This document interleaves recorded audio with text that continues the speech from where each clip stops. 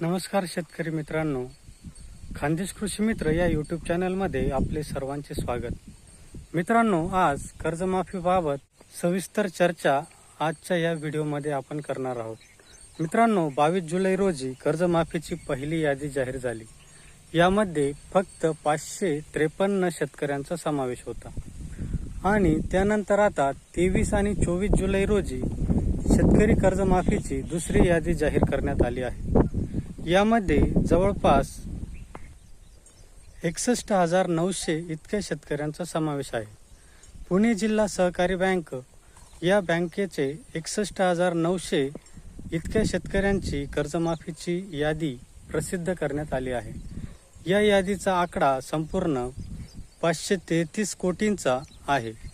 533 कोटी इतकी कर्जमाफीची यादी 23 आणि 24 जुलै या दिवशी प्रसिद्ध करण्यात आली. यानंतरच्या याद्या देखील 31 जुलै अखेरपर्यंत प्रसिद्ध करण्याचे नियोजन राज्य सरकारचे असल्याचे समजते.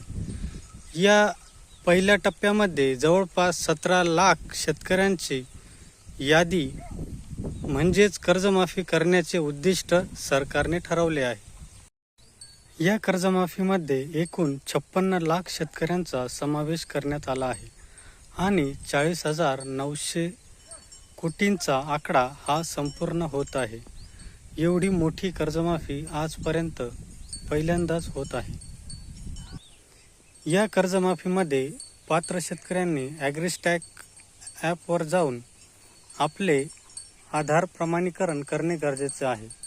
त्याशिवाय कर्जमाफीची रक्कम खात्यात जमा होणार नाही, असे शासनाकडून अधिकृतपणे जाहीर करण्यात आले आहे.